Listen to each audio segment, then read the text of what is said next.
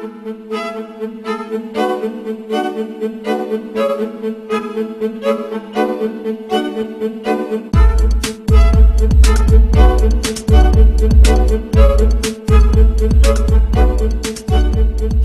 me tell you about Codex Alimentarius.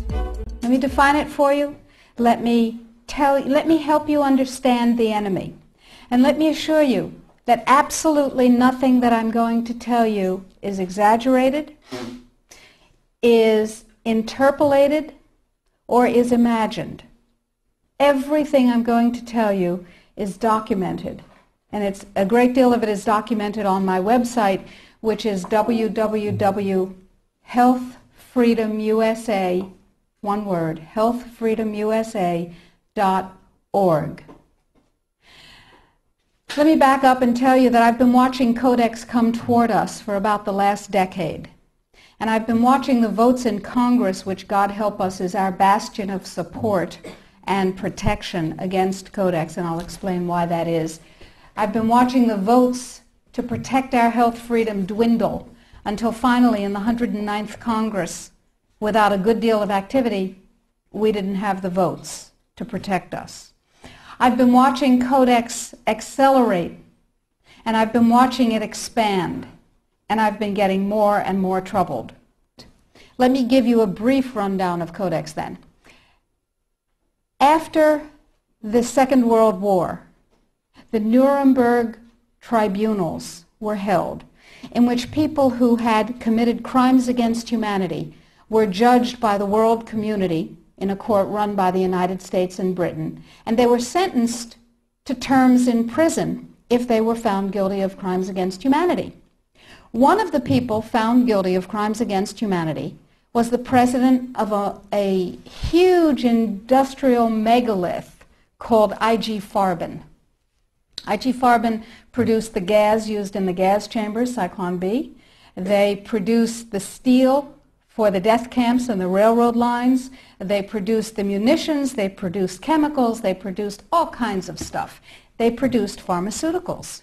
Big, big, big, big pharmaceutical company. So the president of IG Farben was convicted of crimes against humanity. Now, he's a sort of artistic fellow and creative. He was the one who was responsible for the slogan that people saw as they entered Auschwitz, usually for the last time. Arbeit macht frei. Work brings freedom. Creative sort of fellow. So he was sitting in jail and he said, well, that didn't work. What else can we do? I've got it. Food. He who controls food controls the world. So when he got out of jail, he went to his UN buddies and he said, have I got an idea for you? If we take over food worldwide, we have power worldwide. And his UN buddies said, cool idea. And so they created a trade commission. That's a very important pair of words, a trade commission called the Codex Alimentarius Commission. It is not a public health commission. It is not a consumer protection commission. It is a trade commission. Trade is about what? Money. Business. Trade is about profit. Well, they said in 1962, we're going to work toward total global implementation of Codex Alimentarius on December 31st, 2009. Long term. And they set up a bunch of committees on fish and fishery, fats and oil, fruits and vegetables, ground nuts, nutrition and foods for special dietary uses, and so on. There are currently about 27 Codex committee. There are regional organizations. There are task forces and so on. So it's a huge bureaucratic monstrosity. It's immense. Codex has promulgated well over 4,000 guidelines, standards, and regulations on everything which can legally be put into your mouth, with the exception of pharmaceuticals. They are not part of Codex. Important. Now, Codex standards have no legal weight whatsoever. Zero. So who cares about them? They're just standards. So we're talking about an industry-dominated, regulation-setting organization. But if it has no legal standing, who cares, right? Here's the history of Codex Alimentarius before 1962. The Austro-Hungarian Empire said, we need rules by which the courts can rule on cases involving food. So we'll have regulations and rules that the courts will enforce. That's how they get their weight. That was called the Codex Alimentarius, and it was put into place around 1893 and lasted until the end of the Austro-Hungarian Empire in the First World War.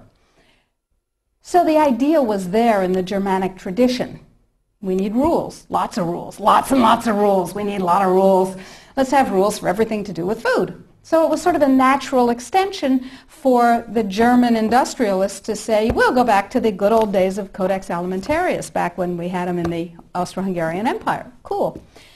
So they started promulgating their rules and regulations, and they were voluntary.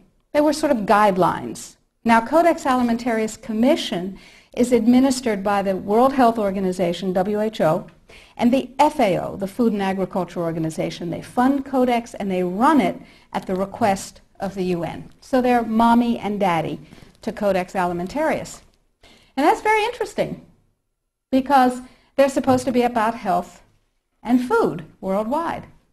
Some conflicts of interest that we'll talk about. So Codex started promulgating regulations and rules, and the way that's done is that the committees work up a rule, a standard, a guideline, a regulation, and then they get it to what's called Step 8, which is the final step in their administrative process, and then it's presented to the Codex Alimentarius Commission for ratification, like the vitamin and mineral guideline was presented to the Codex Alimentarius Commission on July 4th this past summer.